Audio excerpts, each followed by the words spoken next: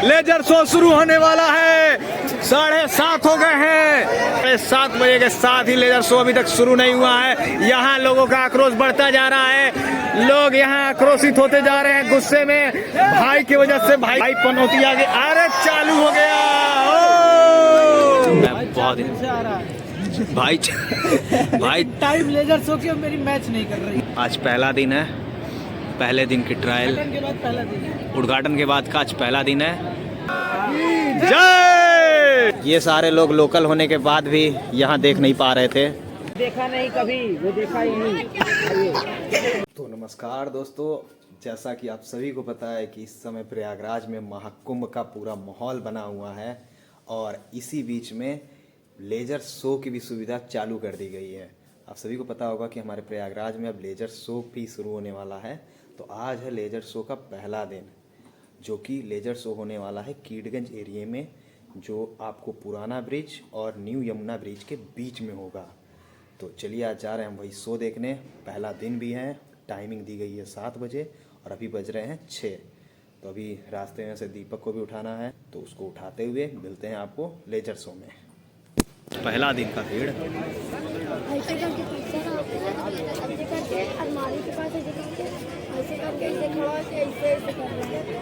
प्रयागराज में laser show का आज पहला दिन है और देखने के लिए देखिए कितने सारे लोग आए हुए हैं।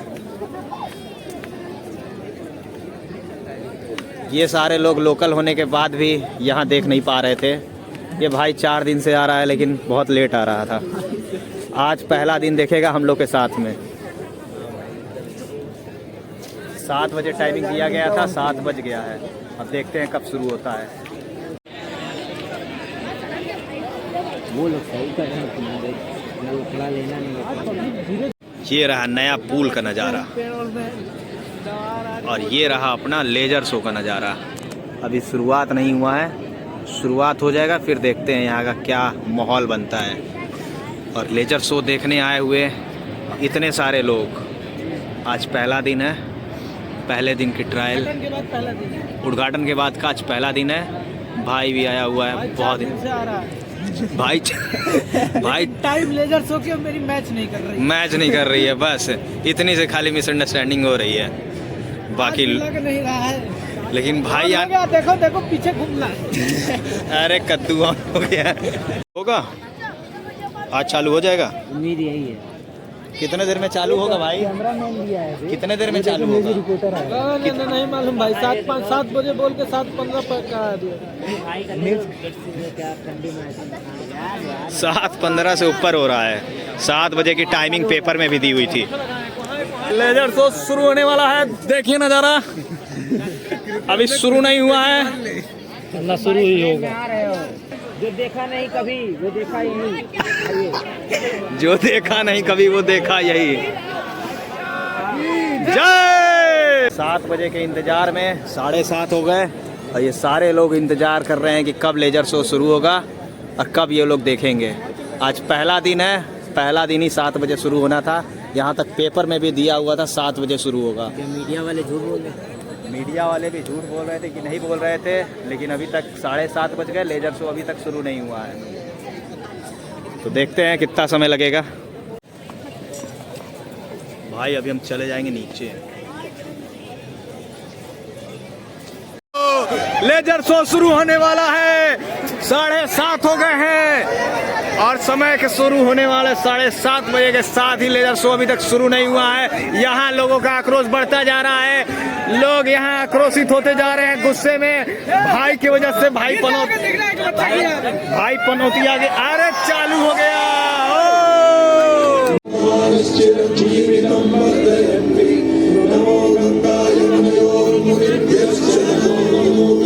लेजर शो शुरू हो चुका है। क्या ही ताबूतोड़ व्यवस्था है।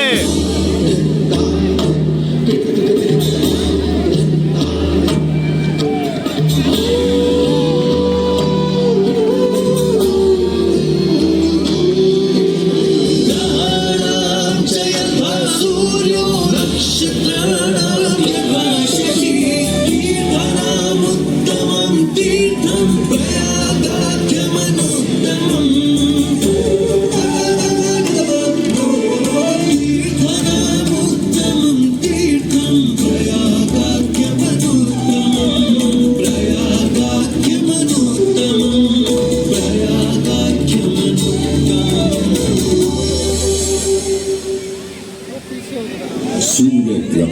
श्रेष्ठ है और चंद्रमा नक्षत्रों में श्रेष्ठ है। सभी तीर्थों में सर्वश्रेष्ठ है। पद्म पुराण में वर्णित ये श्लोक जिस तरह प्रयाग की विशेषता को दर्शाता है, उसी तरह इस पावन क्षेत्र का गुणगान करने वाली अनेक पौराणिक कथाएं, किंवदंतियां एवं कहानियां आज भी जनमानस में प्रचलित हैं। ऐसी ही एक पौराणिक कथा है जो भगवान ब्रह्मा को प्रयाग से जोड़ती है। मान्यताओं के अनुसार भगवान ब्रह्मा को यज्ञ करने हेतु एक दिव्य स्थान की आवश्यकता थी, जिसके चयन को लेकर वे बड़ी ही दुविधा में थे। अपनी दुविधा के निवारण हेतु भगवान ब्रह्मा नागों के देवता महाराज शेषनाग के यहाँ पहुंचे और उनसे कहा, हे आदिशेष, मैं यज्ञ करने हेतु इस सृष्टि में एक ऐसा स्थान ढूंढ रहा हूं जो दिव्यता और पवित्रता की दृष्टि से सर्वोत्तम हो। क्या आप मुझे ऐसा कोई उपयुक्त स्थान बता सकते हैं जो सभी तीर्थों में सर्वश्रेष्ठ हो? जगत रचयिता को मेरा प्रणाम। भगवान, मैं धन्य हूं कि आपने मुझे इस योग्य समझा। क्यों ना आप स्वयं ही सभी पवित्र स्थानों का मूल्यांकन करें। ऐसा कीजिए, आप तुला के एक पलड़े पर सप्तपुरियों को रखिए और दूसरे पलड़े पर भगवान विष्णु के स्थायी निवास प्रयाग को रखिए, जिसका भार सबसे अधिक आए। मेरे विचार में वही सर्वश्रेष्ठ तीर्थ होगा।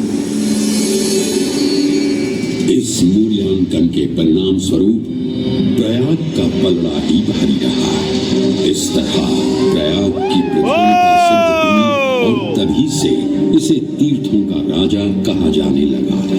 आज भी ऐसी मान्यता है कि भगवान ब्रह्मा ने गंगा नदी के पश्चिमी तट पर 10 अश्वमेध यज्ञ संपन्न किए थे। आज उस स्थान को हम दशाश्वमेध घाट के नाम से जानते हैं। भगवान ब्रह्मा के अलावा इंद्रदेव, वरुण देव एवं सोमदेव ने भी प्रयाग क्षेत्र में ही भगवान विष्णु की आराधना करने हेतु यज्ञ किए थे, जिससे उन्हें भी श्री हरि का आशीर्वाद प्राप्त हुआ। प्रयाग शब्द में प्र का अर्थ है प्रकृष्ट और याग का अर्थ होता है यज्ञ। इसीलिए इन दो शब्दों से बना प्रयाग सबसे पवित्र स्थान माना जाता है। क्या बात है। प्रयाग ही संसार में एकमात्र ऐसा पावन क्षेत्र है जहाँ 3 पवित्र नदियों का संगम होता है। इस संगम का भी एक अनूठा महत्व है।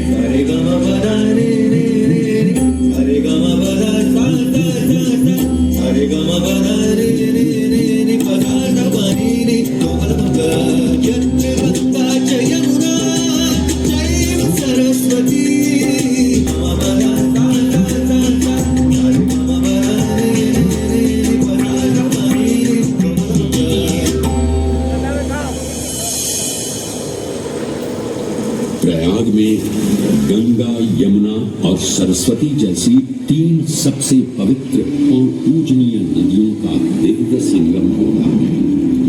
इन नदियों के संगम में स्नान करने एवं संगम का जल ग्रहण करने से मनुष्य मुक्ति का अधिकारी बन जाता है और इसमें किंचित भी संदेह नहीं है।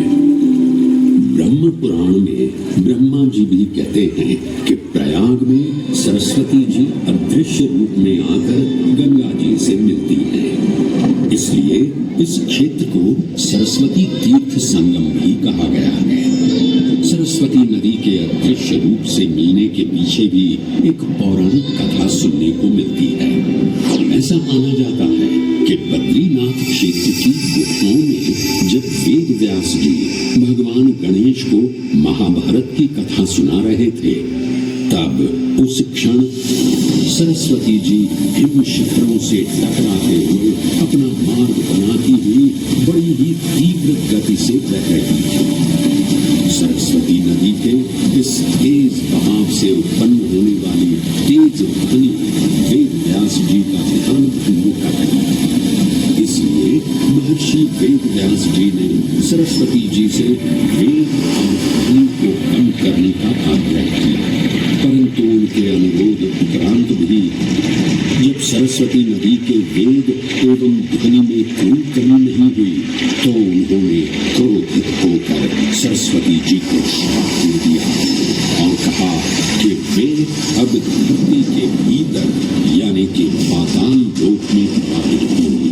तब से ये माना जाता है कि हिम शिखरों से उद्गमित हुई सरस्वती नदी उत्तराखंड के माना गांव से आगे अपने अदृश्य रूप में प्रवाहित होती है।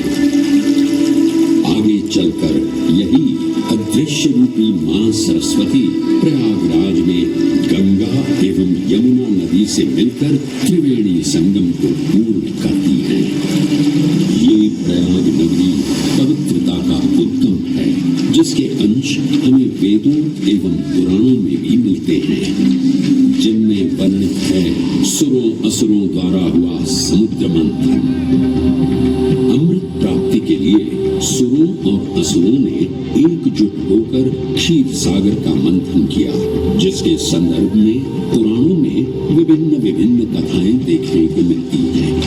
उन्हीं कथाओं में एक कथा महर्षि दुर्वासा और इंद्रदेव से संबंधित है। इस कथा के अनुसार ऋषि दुर्वासा ने इंद्रदेव से प्रसन्न हो उन्हें पारिजात पुष्पों की एक दिव्य माला भेंट की, जिसे इंद्रदेव ने साधारण पुष्पों की माला समझ स्वयं धारण न कर उसे अपने वाहक गजराज ऐरावत के मस्तक पर रख दिया। पल भर में गजराज ने वो माला धरा पर गिरा उसे अपने पैरों तले रौंद दिया। ऋषि दुर्वासा से ये अपमान सहन न हुआ और उसी क्षण क्रोधित हो उन्होंने इंद्रदेव को श्राप दे दिया। ए अहंकारी इंद्र, तेरा इतना दुस्साहस कि तूने मेरा अपमान किया। जिस वैभव एवं शौर्य पर तू इतरा रहा है, क्षण भर में ही तेरा ये वैभव, प्रतिष्ठा, शक्तियां सब नष्ट हो जाएंगी। मैं अत्रिपुत्र दुर्वासा समस्त देवगणों को श्रीहीन होने का श्राप देता हूं।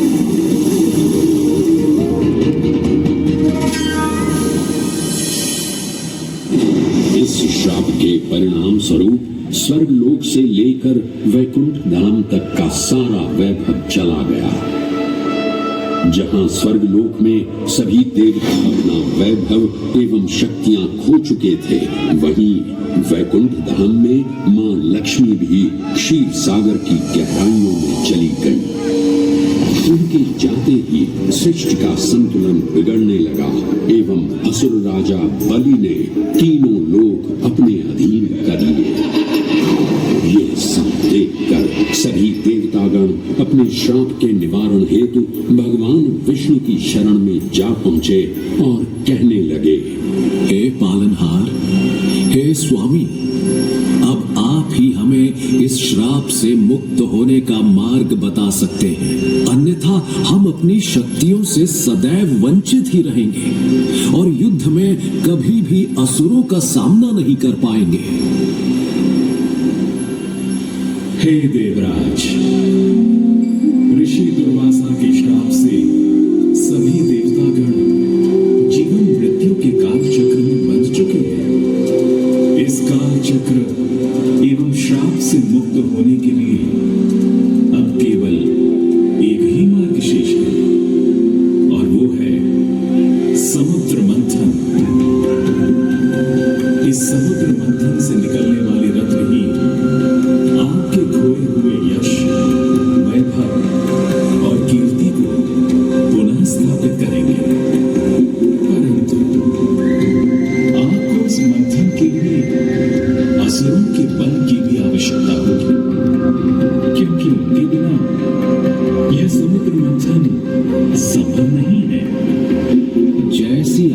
आज्ञा प्रभु। हम असुरों के साथ समुद्र मंथन करने के लिए तैयार हैं। देवताओं और असुरों ने एक मत होकर क्षीर सागर का मंथन करना स्वीकार किया। जहां मंदार पर्वत मथनी के रूप में आए तो वहीं वासुकी नाग को नेति की भूमिका मिली। भगवान विष्णु ने स्वयं कूर्म अवतार धारण कर मंदार पर्वत को उसका आधार प्रदान किया।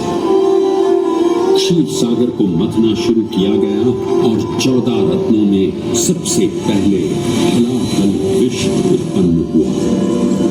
उस विष के प्रभाव को कोई भी देवता या असुर सहन करने में समर्थ नहीं थे। इस कालकूट विष से सृष्टि का विनाश हो सकता था। इसीलिए इस आपदा से बचाने स्वयं देवों के देव महादेव प्रकट हुए और उन्होंने इस विष का पान किया। ये सब देख मां पार्वती ने विष को भगवान शिव के कंठ तक ही रोक दिया। इस कालकूट विष के प्रभाव से महादेव का कंठ नीला पड़ गया और तभी से उन्हें नीलकंठ के नाम से भी जाना जाने लगा।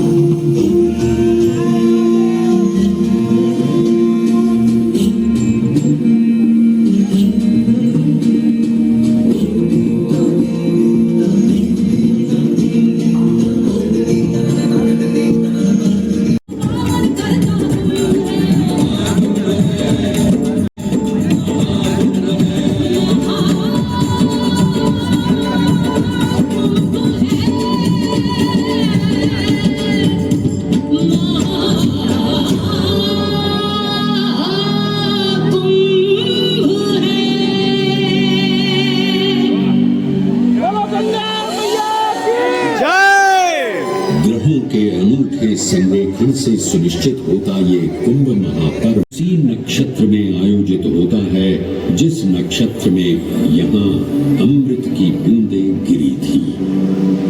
गणनाओं के अनुसार जब बृहस्पति वृषभ राशि में और सूर्य चंद्रमा मकर राशि चक्र में प्रवेश करते हैं तब प्रयागराज में कुंभ पर्व आयोजित किया जाता है। सनातन धर्म की प्राचीनतम धरोहर माना जाने वाला ये कुंभ पर्व भारत ही नहीं बल्कि विश्व भर से आए करोड़ों श्रद्धालुओं का स्वागत करता है। कुंभ पर्व केवल एक पर्व ही नहीं बल्कि एक तीर्थ का अवसर भी है जहां लाखों करोड़ों श्रद्धालु कल्पवास के नियमों का पालन करते हैं। पौष पूर्णिमा से लेकर माघ पूर्णिमा तक चलने वाले कल्पवास के दौरान तीर्थालु सांसारिक सुखों को त्याग कर तपस्वी संतों की तरह कुटिया में रहते हैं। उनकी दिनचर्या ब्रह्म मुहूर्त में गंगा स्नान से शुरू हो संध्या वंदना और भजन कीर्तन जैसे आध्यात्मिक कार्यों के साथ रात्रि तक समाप्त होती है। श्रद्धालु दिन में केवल एक ही बार भोजन ग्रहण कर मानसिक रूप से धैर्य, अहिंसा और भक्ति भाव में लिप्त रहते हैं। ऐसी मान्यता है कि जो कल्पवासी मोक्ष की अभिलाषा लिए कुंभ पर्व में कल्पवास के नियमों का पालन करते हैं उन्हें मोक्ष अवश्य ही प्राप्त होता है। पारंपरिक रूप से इस आध्यात्मिक पर्व की औपचारिक शुरुआत का श्रेय 8वीं शताब्दी के हिंदू दार्शनिक और संत आदि शंकराचार्य को दिया जाता है। उन्होंने न केवल 4 पवित्र मठों पुरी, श्रृंगेरी, द्वारका और बद्रीनाथ की स्थापना की थी बल्कि सन्यासी परंपरा को जीवित रखने हेतु 10 नाम सन्यासी व्यवस्था का गठन भी किया था जिसके अंतर्गत निर्वाणी, अटल, निरंजनी, आनंद, जूना, आवाहन और अग्निसात नामक 7 अखाड़े निर्मित हुए। आदि शंकराचार्य का उद्देश्य शास्त्रों के ज्ञान को आपस में साझा कर सनातन धर्म के दार्शनिक आधारों को सुदृढ़ और परिपक्व करना था। अतः धर्म की सभी शाखाओं को संगठित रखने हेतु आदि शंकराचार्य ने प्रयाग की भूमि पर कुंभ पर्व को पुनः आयोजित किया। आज के इस दौर में कुंभ पर्व की महत्ता का अनुमान इसी बात से लगाया जा सकता है कि यूनेस्को द्वारा मानवता की अमूर्त सांस्कृतिक विरासत की प्रतिनिधि सूची में इस पर्व को शामिल किया गया है। अक्षयवट और शेषनाग प्रयाग के इन सातों तीर्थ नायकों की हम वंदना करते हैं, परंतु उक्त सातों तीर्थ नायकों में वेणी माधव का ही प्रमुख स्थान है। त्रिवेणी संगम में स्नान के साथ साथ श्रद्धालु वेणी माधव मंदिर में दर्शन कर भगवान विष्णु का आशीर्वाद भी प्राप्त करते हैं। मान्यताओं के अनुसार वेणी माधव इलाहाबाद किले के परिसर में स्थित पातालपुरी मंदिर में एक पवित्र अक्षयवट वृक्ष के पत्तों पर एक बालक के रूप में विश्राम करते हैं। खत्म हुआ लेजर शो, लगभग 20 मिनट चला लेजर शो। आप देख रहे होंगे कितनी ज्यादा भीड़ आई हुई है यहाँ पे।